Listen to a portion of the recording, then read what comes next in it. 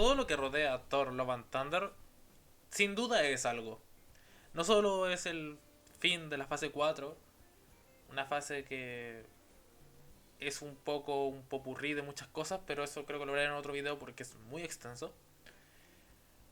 También significó la bueno, re-revelación de las malas prácticas relacionadas a VFX, algo que viene sonando desde hace un par de años y que esta vez vuelven a salir comentarios de partes de desarrolladores y parte del equipo artístico dentro del área de postproducción, que al parecer los tratos y los tiempos que da Marvel Studios pueden que no sean los mejores.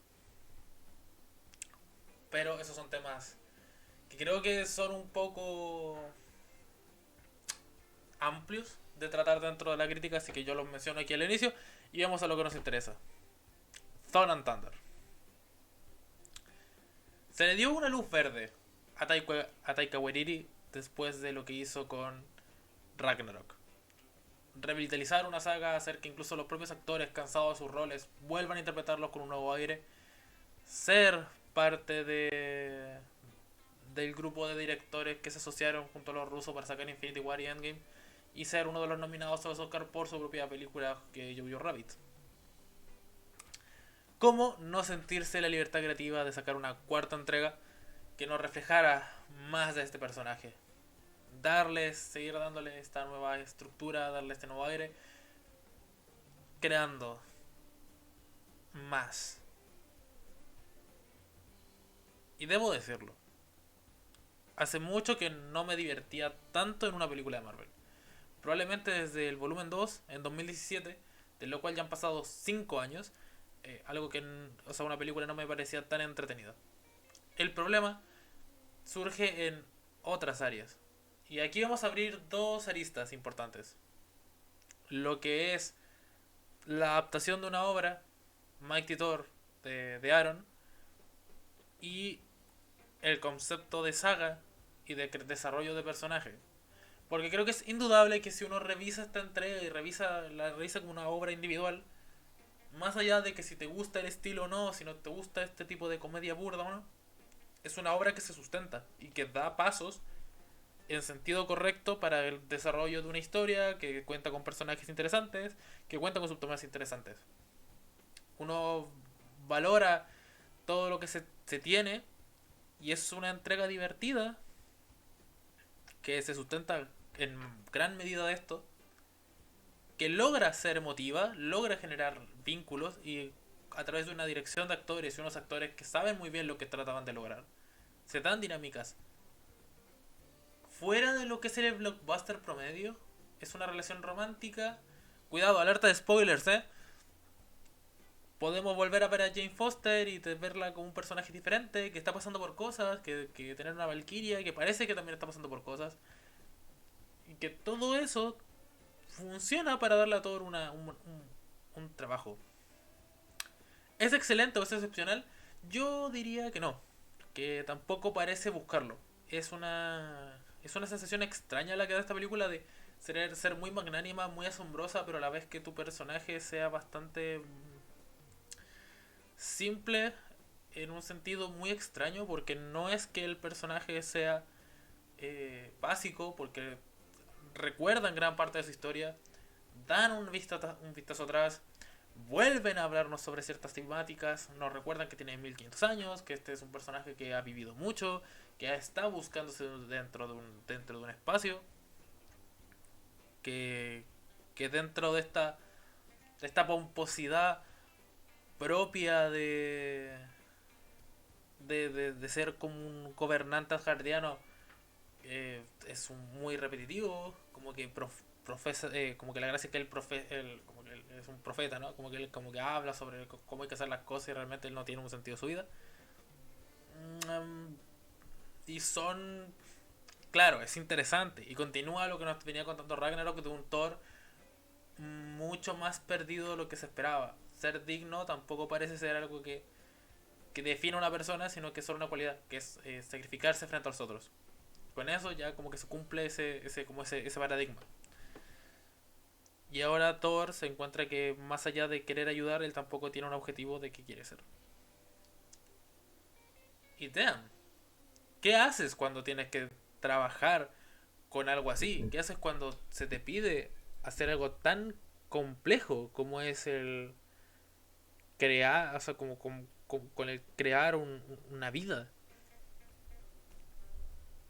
Y se logra cumplir el mensaje, se plantea una premisa al inicio, se plantea un desarrollo, una conclusión lógica a la relación de personajes, y funciona. Gore existe. Creo que plantearon un poco lo mismo que plantea eh, Cho dentro de Eternals, que es un villano que funciona como un motor, que tiene un planteamiento ok, más desarrollado evidentemente que los desviantes, evidentemente mucho mejor desarrollado, dado, pero es vacío y no se entiende muy bien, o sea, se dice que la necroespada como que corrompe, ¿no? Y por tanto tiene como que es la vía fácil de por qué este señor es capaz de torturar niños sin mayores consecuencias morales, decir que ¿puedo ver a mi hija reflejada en estas criaturas? No. Es raro. Es un personaje que... Es que, cuidado, es que es Christian Bale. Es Christian Bale. Y es poca cosa. Es un personaje muy poca cosa. No es un personaje memorable. En ningún sentido. Hasta Ego es más recordable. Hela. Evidentemente Loki. Thanos. Y toda esta pandilla. Tienen elementos que lo hacen mucho más que se pesen en el dentro del colectivo antes que Gore. Y es una sensación extrañísima porque Christian Bale. No es que Christian Bale pasado ahí para tener un buen rato, pero la verdad es que su personaje es una cáscara de huevo. Y lo chistoso es que igual como película, todo eso es imprescindible, todo eso es tan poca cosa que la historia puede funcionar de forma bien y para que la película salga y sea entretenida y que tú llegas al final y sea emotivo y todo lo demás y que todo funcione. Perfecto. Ahora yo me voy a meter con el tema que quiero. Porque esto ya fue la introducción de no, no, es que el cine, bla, bla, bla, bla, bla, bla. Ahí está. Es una película que funciona. Es una película que entretiene. Se nota que era lo único que quería lograr Taika Waititi. Que no era algo que le preocupara hacer como una historia súper profunda sobre las emociones. Y que él quería contar su historia de comedia y ver qué tan allá puede llegar y que tenga sentido y que la comedia funcione. Funciona. Lo lograste. Felicidades. Ahora bien, ¿qué pasa cuando adaptamos una obra? Uy, acaba de surgir uno de los problemas más clásicos del cine, porque el cine en gran parte es adaptación. Diría que alrededor del 50 o 60% de las películas importantes que salen al año son adaptaciones de algo, de un cómic, de un libro, de una noticia, que es una que se da, que se adaptan poemas, se adapta todo es una adaptación.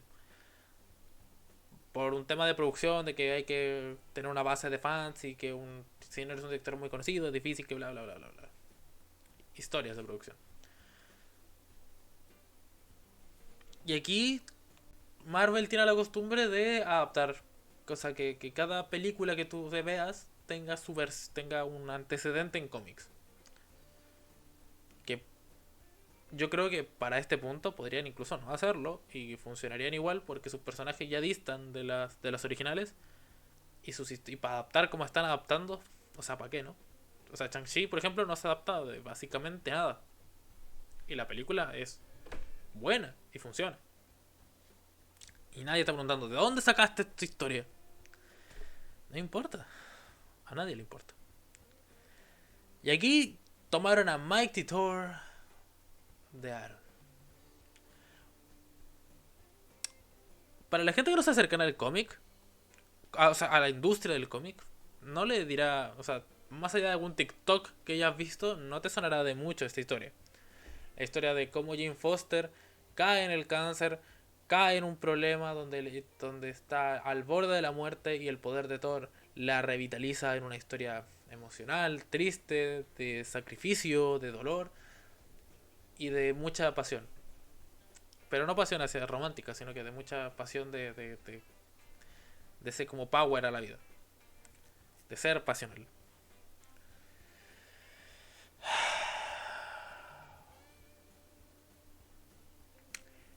Y bueno,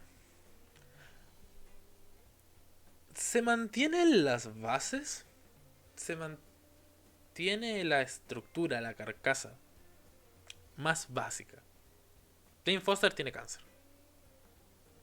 Y usar el martillo le quita, o sea, le quita esa resistencia humana y que la vierte en el poder de Thor, así que se está muriendo como muy rápido. Ugh. Pero ¿cuál es el problema aquí? Porque lo acabo de decir, se adapta, se mantienen las líneas y hay áreas grises que uno puede transformar en su afán creativo. Bien, pero no tan bien. Porque hay un tema de por qué no se adapta tanto El Señor de los Anillos. ¿Por qué no se crean más historias de esta obra? ¿Por qué no se crean más historias de Winnie the Pooh?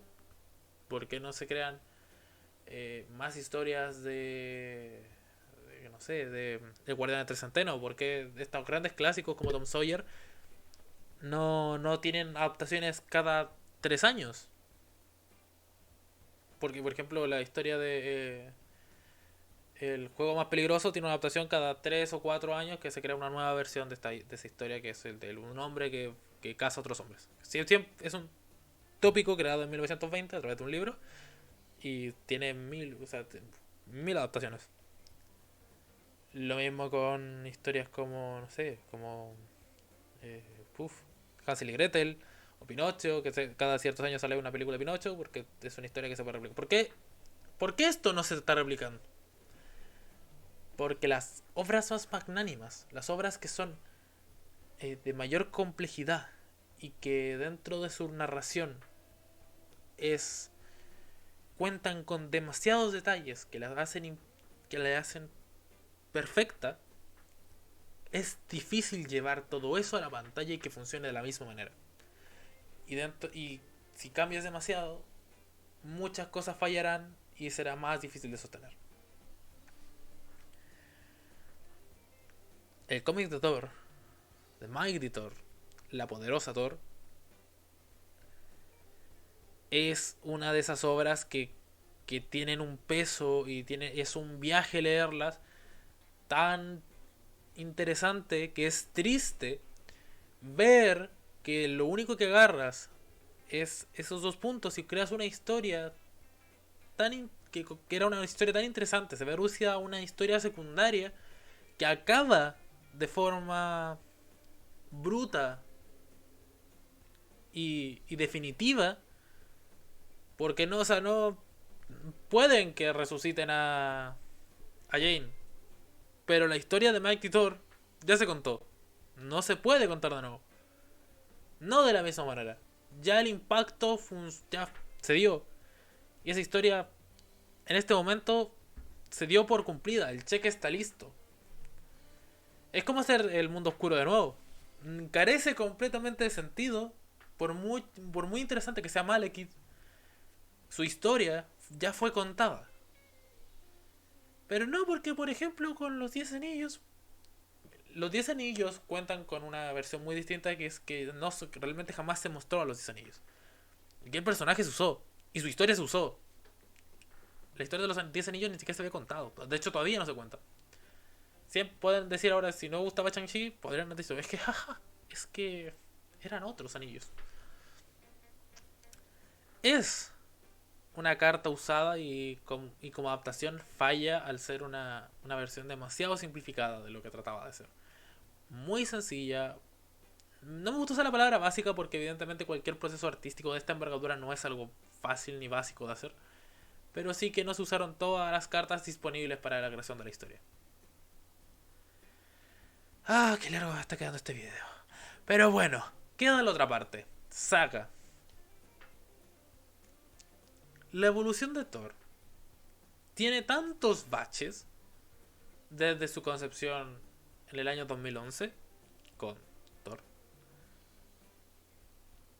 que simplemente ser coherente es un trabajo demencial.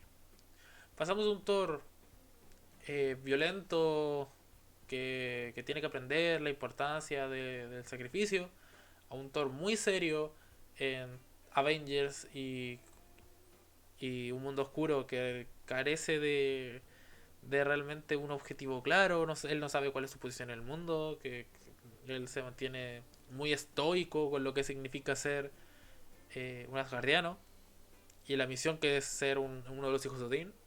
En Ragnarok se empieza a plantear cuál es la emotividad de Thor, qué es lo que él quiere, qué es lo que él simboliza.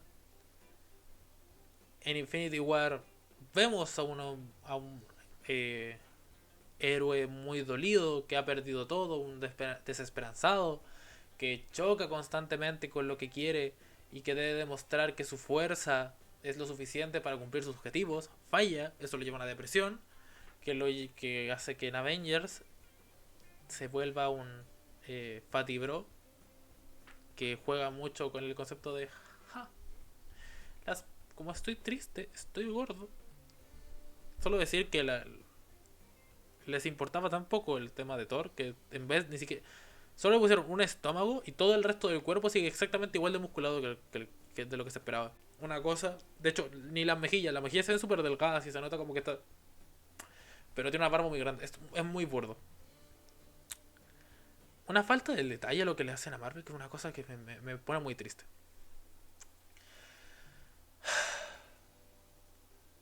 Y ya ven cómo vamos recorriendo personalidades. Y ahora tenemos otra personalidad más. En parte de este viaje, porque dice, he vivido 1500 años. He pasado por tantas cosas y bla, bla, bla, bla, bla. Pero dentro de 10 años, como que te ha cambiado la vida 25 veces continuas. O sea, es difícil entender quién es Thor y qué. Porque uno dice, ya, Iron Man, un personaje muy egocéntrico, divertido, cínico, eh, ansioso e inteligente. Capitán América, un personaje recto, valórico, moralmente impecable, un seguidor de reglas, pero que cuestiona. ¿Quién es Thor? Yo no podría de hecho hacer el juego con muchos personajes y ver que sus arquetipos están muy bien definidos sobre lo que tratan de narrar y cómo tratan de narrarlo. Thor, nadie sabe qué carajo es Thor. Y yo creo que por eso Taika Waititi trata de trabajar con este personaje que ni siquiera él entiende qué es esto. Y estamos en el paso de darle una personalidad. Que al final como que su personalidad es el tema de la entrega, el amor, de ser un bocazas, que es un personaje impulsivo. Pero se queda un poco corto, ¿no? Y aquí de nuevo se siente que como que ya replanteémoslo de nuevo. Y replanteémoslo de nuevo. Y replanteémoslo de nuevo. Y de nuevo. Se queda tristemente corto. Y eso es algo que le pasa a la mayoría de los personajes de esta película. A diferencia de Jane Foster, que por primera vez la podemos ver en un papel que tiene mucha más contundencia, que tiene muchas más aristas, tenemos a Valkyria que dice, la verdad es que yo quiero pelear. Y tienen mucho tiempo en pantalla, pero poco de lo que sea explotable, ni algo que sea interesante de contar sobre ella. Porque partió siendo un personaje divertido. Era un alivio cómico relacionado a la violencia, relacionado al alcoholismo, que se ve después, le dicen, oye, tú vas a ser la siguiente, la gobernante. Y ahora vemos que realmente el papel tampoco daba tanto. Funciona muy bien como guerrera crazy, pero el personaje tampoco tiene al parecer tanto que contar. Es tanto así que debe ser Korg, un personaje que también es un alivio cómico, plantear durante un momento todo el arco que nos habían contado sobre el de Ragnarok de, oye, te ves muy sola, parece que el dolor de tus amigos, que es un chiste, es el chiste de, oye, esta es tu historia, ¿no? Y hace, sí, algo así. Y ahí queda. No hay más. Recordar lo que ya habíamos visto en Ragnarok y dejarlo ahí. Qué penoso, ¿no? Que todo se vea reducido a algo tan escueto. Es mucha explosión, es mucho brillo, pero después de que ese brillo pasa, después de que ese juego de luces termina, lo que queda en el escenario, lo que debe dar eh, peso al show, no lo hace. Y yo, o sea, de nuevo, yo salí de ahí tras haberme reído, tras haber disfrutado, tras haberme emocionado y decir, bueno, esta película es muy buena porque logra los objetivos más básicos del cine. Que es el tema de lograr plantear querer plantear un concepto y llevarlo a cabo. Ahí está todo lo que debes tener. De hecho, dicen que una crítica importante siempre va a ser el tema de lo que sentiste, entender por qué lo sentiste. Y ahí está la nota. Ahí está lo central. Porque dentro de esta historia vacía, dentro de estos momentos desaprovechados, de todo esto que pudo ser, es divertido. No es la mejor película en el sentido más técnico y más dramático de la historia. Para la gente que no le gusta ese tipo de humor va a ser cansino. Pero funciona. Funciona para lo que Wairiri trataba de hacer. Así que es lo que tiene, es lo que hay. Cinema. Interpretación. Yo le. Yo hasta ahora tengo una nota en Letterboxd que puedes revisar. Y de hecho me puedes seguir en Letterboxd si es que tienes. Y la evaluó muy bien. Pero sus fallos son importantes. Si no conoces su origen, si la tomas con una película independiente, llega a ser funcional. Pero sobrecargada y con una cantidad de ruido divertido, pero intrascendente. Y ya está. Hasta aquí la crítica, exageradamente larga. Si ver el resto de las críticas que tengo no suelen durar tanto. Pero bueno, había mucho que hablar sobre Love and Thunder. Y el final, está bien, no me molesta, la verdad. Ya estaría. Hasta luego. Disfruten. Pásenlo bien.